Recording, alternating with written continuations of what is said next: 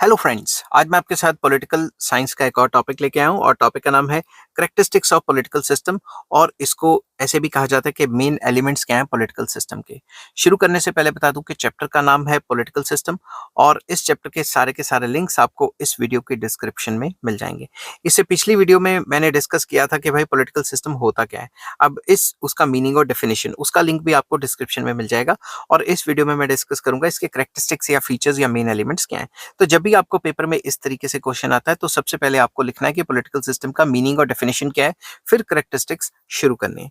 तो मैंने पहले पिछली वीडियो में डिस्कस किया हुआ है तो मैं यहाँ पे वो चीज डिस्कस नहीं करूंगा। Political system has the following characteristics और फीचर्स और elements. Number one, persistent pattern of human relationship, very important. Robert A ढाल का कहना था कि जो पॉलिटिकल सिस्टम है ये ह्यूमन रिलेशनशिप्स का परसिस्टेंट पैटर्न बना हुआ है कि कौन किसको क्या कहेगा, कैसे राज करेगा, कोई बात नहीं मानता तो उसके ऊपर किस तरीके से कार्रवाई की जाएगी, वगैरह वगैरह। Political system according to Robert A Dahl is persistent pattern of human relationships. Power, rule, authority and influence are the basis of human relationships.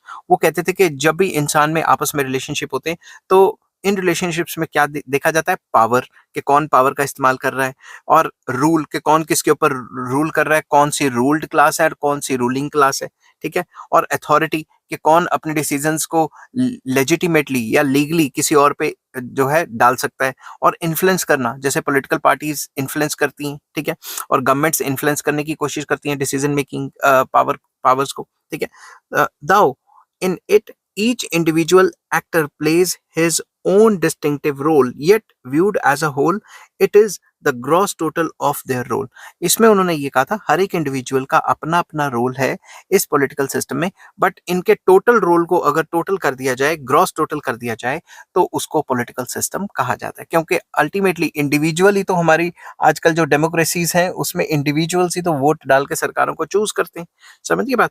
तो सेकंड पॉइंट आ जाता है, मेन एलिमेंट आ जाता है use of legitimate force, very important. Every political system is wasted with legitimate force which makes its decisions binding and influential. हर एक political system के पास अपनी legitimate legal force होती है और इसी फोर्स की वजह से जो भी वो डिसीजंस लेते हैं वो बाइंडिंग हो जाते हैं और इन्फ्लुएंशियल हो जाते हैं लोगों के ऊपर। अब जैसे सरकार ने कोई रूल बना दिया कि भाई डबल हेलमेट लगाना है या ऐसे करना है वैसे करना है, तो भाई जो डीजल की कार्स हैं उनको इतने साल के बाद बैन कर देना है, जो सरकार ने रूल बना दिया।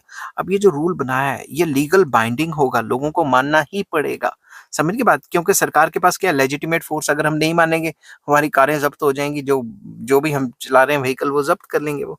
It is this peculiar characteristic of political system which marks it out from the social and economic systems. यही political system का सबसे important जो है कंपोनेंट माना जाएगा या इंपॉर्टेंट चीज मानी जाएगी, जो कि इसको सोशल सिस्टम और इकोनॉमिक सिस्टम से बिल्कुल सुपीरियर बना देता है, क्योंकि इसके पास लेजिटिमेट पावर है, कोर्शन की पावर है, कोर्सिव पावर है, समझ की बात। Legitimate force as a matter of fact penetrates all political activities. ये जो लेजिटिमेट फोर्स है इसके पास यही सारी पॉलिटिकल एक्टिविटीज को पेनिट्रेट करती है और आगे चलाती है। हर कोई सरकार क्यों बनाना चाहता है, हर कोई पावर में क्यों आना चाहता है, उसका मेन ही मकसद ही यही है कि इंसान पावर में आना ही इसलिए चाहता है कि उसको पावर का लालच हो जाता है। और जैसे ही वो पावर में आता है, जैसे ही वो मिनिस्ट्री में आता है, जैसे ही वो प्राइम मिनिस्टर प्रेसिडेंट बनता है, वैसे ही वो लेजिटिमेट फोर्स उसके हाथ में आ जाती है और वो उसी हिसाब से काम करने लग जाता है, समझ की बात। थर्ड पॉइंट आ जाता है कॉम्प्रीहेंसिवनेस। एल्मन एंड पॉल, इसको कुछ लोग पावल कहते हैं, कुछ लोग पावल भी कह देते हैं। तो Almond and Powell regards comprehensiveness as one of the essential ingredients of political system. उन्होंने कहा था कि इसमें काफी सारी चीजें आ जाती हैं, कॉम्प्रीहेंसिव कॉन्सेप्ट है ये। It does not include only government structures, that is legislature, executive and judiciary, but all those formal and non-formal organizations also, which in any form influence the political processes in which kinship, caste groups, rights, processions, political parties, pressure groups, religious and cultural organizations are included. तो Almond and पावल का कहना था कि ये जो political system है इसमें सिर्फ और सिर्फ लेजिस्लेचर, एग्जीक्यूटिव और जुडिशरी ही नहीं आती, बल्कि वो सारी formal and non formal organisations आ जाती हैं जो कहीं ना कहीं पॉलिटिकल प्रोसेसेस को असर डालती हैं। जैसे कि किनशिप हो गया, ठीक है। कास्ट ग्रुप्स हो गया, जो कास्ट ग्रुप अपने हिसाब से वोटिंग करते हैं कि भाई हमारा बंदा खड़ा है, हम उसी कास्ट के बंदे को वोट करें। या फिर राइट्स होते हैं, दंगे फसाद होते हैं, कोई जलसा जुलूस प्रोसेशंस निकलता है, या पॉलिटिकल पार्टीज या प्रेशर ग्रुप्स हैं, रिलीजियस ग्रुप्स हैं, वो सारे कल्चरल ग्रुप्स, वो सारी चीज़ें जो हमारे पॉलिटिकल सिस्टम को डायरेक्टली या इनडायरेक्टली असर डालेंगी, वो सारी की सारी पॉलिटिकल सिस्टम के स्कोप के अंदर आ जाती हैं। तो इसका जो स्कोप है वो काफ़ी कॉम्प्रिहेंसिव है, काफ़ी वाइड है। नेक्स्ट आ जाता है यूनिवर्सैलिटी ऑफ पॉलिटिकल सिस्टम। हर जगह पॉलिटिकल सिस्टम पाया जाता है, ऐसा कोई भी कंट्री नहीं माना जाएगा जहां पॉलिटिकल सिस्टम ही नहीं है। Universality is also one of the characteristics of political system. It implies that every society, however backward, has a political system, because the probability or existence of political system does not only signify a civilized society, though in its form it may vary from society to society. तो इनका ये मानना है कि हर एक society में, चाहे वो बैकवर्ड है, चाहे वो काफ़ी ज़्यादा एडवांस्ड है, उसमें पॉलिटिकल सिस्टम पाया जाता है। बट हर एक सोसाइटी में जो पॉलिटिकल सिस्टम की जो नेचर है, इट मे वेरी। ठीक है, हमारे यहाँ पॉलिटिकल सिस्टम अलग हो सकता है, किसी और कंट्री में अलग हो सकता है, किसी और कंट्री में अलग हो सकता है, मगर हर एक कंट्री में पॉलिटिकल सोसाइटी या ये जो पॉलिटिकल सिस्टम है वो तो पाया ही जाएगा। समझ की बात। नेक्स्ट आ जाता है universality of political system. According to Almond, irrespective of the form of political system, every political system has different structures which perform their different roles. तो उनका भी ये कहना था कि एक तो यूनिवर्सैलिटी, मतलब हर जगह पॉलिटिकल सिस्टम पाया जाएगा, और जो पॉलिटिकल सिस्टम के रोल्स हैं वो डिफरेंट हो सकते हैं, जो सिस्टम टू सिस्टम अलग हो सकते हैं। हमारे कंट्री में मान लो मिक्स्ड इकोनॉमिक टाइप का सिस्टम चल रहा है, तो यहाँ पॉलिटिकल सिस्टम का रोल थोड़ा सा डिफरेंट हो सकता है, और जो कैपिटलिस्ट इकोनॉमीज हैं उनमें थोड़ा सा डिफरेंट हो सकता है। The earlier traditional viewpoint regarded only the legislature, executive and judiciary as political structures। तो पुराने जमाने में जो ट्रेडिशनल थिंकर्स थे, ट्रेडिशनल व्यू पॉइंट के थे, वो ये मानते थे कि सिर्फ लेजिस्लेचर, एग्जीक्यूटिव एंड जुडिशरी जो है, इन्हीं को मिला दें तो पॉलिटिकल स्ट्रक्चर्स बनते हैं, पॉलिटिकल सिस्टम बनते हैं। But the modern view point includes each formal and non-formal group among the political structures which directly or indirectly influence the functioning of political system. मगर जो आजकल मॉडर्न थिंकर्स आए, modern view point आए, वो कहते हैं कि पॉलिटिकल सिस्टम में सारे के सारे वो स्ट्रक्चर्स आ जाते हैं जो डायरेक्टली या इनडायरेक्टली जो हमारी पॉलिटिकल सिस्टम है, जो हमारी जो पॉलिटिकल सिस्टम है उसको असर डालते हैं, वो सारे के सारे आ जाते हैं। ठीक है, तो नेक्स्ट आ जाता है यूनिवर्सैलिटी ऑफ पॉलिटिकल फंक्शंस। जो पॉलिटिकल फंक्शंस है उनमें भी यूनिवर्सैलिटी है। कैसे? whichever the form of political system may be, it performs both the input and output functions। तो पॉलिटिकल सिस्टम किसी भी टाइप का हो, ये किसी भी कंट्री में हो, तो वो political system input and output functions करता है। अब ये इनपुट फंक्शंस क्या होते हैं? इनपुट फंक्शंस में आ जाते हैं पॉलिटिकल सोशलाइजेशन एंड रिक्रूटमेंट करना, इंटरेस्ट आर्टिकुलेशन करना, इंटरेस्ट को एग्रीगेशन करना, एंड पॉलिटिकल कम्युनिकेशन करना। तो ये तो हो गए इनपुट। जो इनपुट्स आते हैं उसके बाद ही सरकार या पॉलिटिकल सिस्टम कोई काम करती है।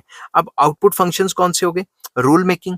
ठीक है, जो रूल बनाती है वो आउटपुट हो गया। सरकार या फिर जो पॉलिटिकल सिस्टम है वो आउटपुट क्रिएट करता है ना सोसाइटी के लिए। रूल एप्लीकेशन, जो रूल्स हैं उनको अप्लाई करवाना, इंप्लीमेंट करवाना, एंड रूल एडजुडिकेशन, अगर कोई तोड़ता है रूल्स रेगुलेशंस तो उसको सजा वगैरह देना। तो ये जो इनपुट आउटपुट फंक्शंस हैं ये हर पॉलिटिकल सिस्टम में पाए जाते हैं। ऐसा जो है किसी भी कंट्री में अगर आप देख लोगे तो इनपुट आउटपुट फंक्शंस होंगे ही होंगे। नेक्स्ट आ जाता है सब सिस्टम्स एंड देयर डिपेंडेंस। अब ये जो पॉलिटिकल सिस्टम है इसके अंदर भी कई टाइप के सब सिस्टम्स हैं और वो आपस में डिपेंडेंट हैं। ठीक है, every political system is a blend of numerous सब सिस्टम्स। हर एक पॉलिटिकल सिस्टम में कई टाइप के सब सिस्टम्स पाए जाते हैं। The sub systems depend on the influence of one another, एक दूसरे के अंडर काम करते हैं। अब पुलिस है, पुलिस और जुडिशरी इंटर रिलेटेड है, ठीक है ना, और सरकार के जो वेरियस डिपार्टमेंट्स हैं वो आपस में इंटर रिलेट होकर काम करेंगे तभी तो कंट्री की तरक्की होगी ना। चेंज इन वन सब system invariably influences the other सब सिस्टम्स। अगर एक में कुछ चेंज आता है तो दूसरों में भी चेंज आता है। For example, if the people elect the capable legislators to the legislature, the executive will naturally become efficient and responsible. अगर हम अच्छे जो लोग हैं उनको चुनेंगे और वो पार्लियामेंट में जाके काम करेंगे तो ऑब्वियसली जो उनके नीचे काम करते हैं, जो एग्जीक्यूटिव्स हैं उनके, वो भी अच्छा काम करेंगे। समझ की बात। तो एक इट इज अ मतलब इसमें पॉलिटिकल सिस्टम में न्यूमरस टाइप के सब सिस्टम्स एंड सब जो हैं डिपार्टमेंट्स कह लो, कुछ भी कह लो, वो आ जाते हैं और वो आपस में इंटर रिलेटेड होते हैं। अगर एक में कुछ चेंज आए तो दूसरे में भी उसी हिसाब से चेंजेस आते हैं। नेक्स्ट आ जाता है एग्जिस्टेंस ऑफ बाउंड्रीज। इसमें बाउंड्रीज होती हैं, ठीक है। Political system as observed by Almond and Powell has boundaries which distinguish it from other systems, that is economic system and social system. Political system की कुछ बाउंड्रीज होती हैं और वो बाउंड्रीज पॉलिटिकल सिस्टम को सोशल सिस्टम और economic system से थोड़ा सा मुख्तलिफ करती हैं या फिर थोड़ा सा अलग करती हैं, थोड़ा सा डिफ्रेंशिएट करती हैं।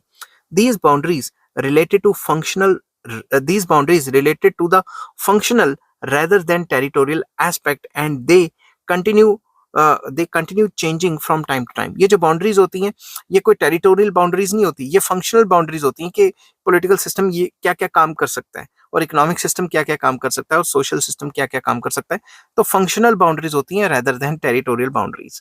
According to Almond and Powell, the boundaries of political system are subject to relatively large fluctuations. जो political system है उसकी जो boundaries हैं उसमें लगातार fluctuations आते रहते हैं। कुछ सरकारें कुछ चीज़ें include कर देती हैं, कुछ सरकारें उनको exclude कर देती हैं, मगर economic and social systems जो होते हैं उनकी boundaries more or less constant रहती हैं, मतलब ज़्यादातर fluctuate नहीं करती। In this way, change in functional boundaries is a common phenomenon in political system. तो पॉलिटिकल सिस्टम में जो बाउंड्रीज हैं पॉलिटिकल सिस्टम की वो लगातार जो चेंज होती रहती है और ये कॉमन जो है फिनोमेना, ये कॉमन जो है बात पाई गई है वेरियस पॉलिटिकल सिस्टम्स में। नेक्स्ट आ जाता है adaptability. It implies that political system is prone to change according to situations. Situation के चेंज होने से पॉलिटिकल सिस्टम लगातार चेंज होता रहता है। During emergency the nature of political system instantly gets transformed from the usual one to a different one. तो जब भी कोई इमरजेंसी पड़ेगी, वॉर आएगी या फ्लड्स या कोई भी नेशनल इमरजेंसी पड़ेगी, तो पॉलिटिकल सिस्टम का जो शेप है वो लगातार चेंज हो जाएगा। जैसे हमारी कंट्री में प्रेसिडेंशियल रूल आ जाता है तो सिस्टम थोड़ा अलग हो जाता है ना, but when the emergency is over it again undergoes a change। अगर इमरजेंसी खत्म होगी फिर से वही जो पुराना सिस्टम है वो आ जाएगा। any political system lacking in this quality will not remain stable। अगर कोई भी पॉलिटिकल सिस्टम में जो है time to time adaptability, situation के चेंज होने से वो चेंज नहीं हुआ तो वो स्टेबल नहीं रह पाएगा, वो खत्म हो जाएगा, ठीक है। नेक्स्ट आ जाता है multi functionality of political structures. Each political structure does not perform only one type of function, rather performs various kinds of functions। तो जो भी political structure political system के अंदर आ जाता है उसका एक ही काम नहीं होता, उसके कई काम होते हैं। Legislature, just as an example, does not only legislate but it also exercises control over executive। Legislature का काम सिर्फ लॉ बनाना ही नहीं है, बल्कि जो एग्जीक्यूटिव है, जो उनके जो लॉज के ऊपर काम कर रहे हैं, जो उनके व्यूज के ऊपर काम कर रहे हैं, उनको कंट्रोल करना भी इन्हीं का काम है। Similarly we can note the multifunctionality of political parties contesting the elections, forming the governments, criticizing the government and acting as a link between the government and the people. तो इसी तरीके से हम ये कह सकते हैं कि जो पॉलिटिकल पार्टीज हैं उनका भी कई काम है, मल्टी फंक्शनैलिटी है। कैसे? इलेक्शन भी लड़ती हैं, गवर्नमेंट भी बनाती हैं, गवर्नमेंट को अगर अपोजिशन पार्टी है तो गवर्नमेंट को क्रिटिसाइज भी करती हैं, लोगों के और गवर्नमेंट के बीच में लिंक भी बनाती हैं। समझ की बात? तो मल्टी फंक्शनैलिटी होगी ना पॉलिटिकल सिस्टम में। नेक्स्ट आ जाता है mixed character of political system या systems। Generally, political systems are of a mixed character। For example, the Indian political system is a mixture of eastern and western institutions and values. तो basically जो political system होता है किसी भी country का, it is influenced by many other जो है characteristics of other systems. Mixture होता है, जैसे इंडिया में जो वेस्टर्न इंस्टीट्यूशंस हैं उससे भी जो हमारा पॉलिटिकल सिस्टम है असरदार रहता है, पार्लियामेंट्री फॉर्म ऑफ गवर्नमेंट है, ठीक है, डेमोक्रेसी है, ये सारी चीज़ें जो है बाकी पॉलिटिकल सिस्टम से भी ली गई हैं। Similarly, if we make the ideological evaluation of different political systems, none of these is neither completely traditional or completely modern, rather these are the mixture of traditionality and the modernity. तो simple words में जो किसी भी political system को देख लेंगे तो वो कई चीज़ों को मिक्स करके बना होता है, ठीक है, कई पॉलिटिकल सिस्टम्स की अच्छी अच्छी चीज़ों को मिक्सचर करके बना होता है। और हम ये नहीं कह सकते कि ये ट्रेडिशनल है, वो ट्रेडिशनैलिटी एंड जो मॉडर्निटी है उसको मिक्स करके चलता है, ताकि जो मतलब फ्लेक्सिबल रहता है पूरा का पूरा, ताकि जो भी सिचुएशंस हैं विद इन द कंट्री वो अच्छे से जो है मेंटेन की जा सके। For example, though the British political system is modern, yet we find in it the monarch जो मोनार्किकल सिस्टम है अभी भी एग्जिस्ट करता है मिडिल एजेस वाला, तो वो पुरानी ट्रेडिशनल्स को भी साथ में लेके चल रहे हैं और मॉडर्निटी को भी साथ में लेके चल रहे हैं। This way we call it the mixed character of political system. तो हम ये कह सकते हैं कि जो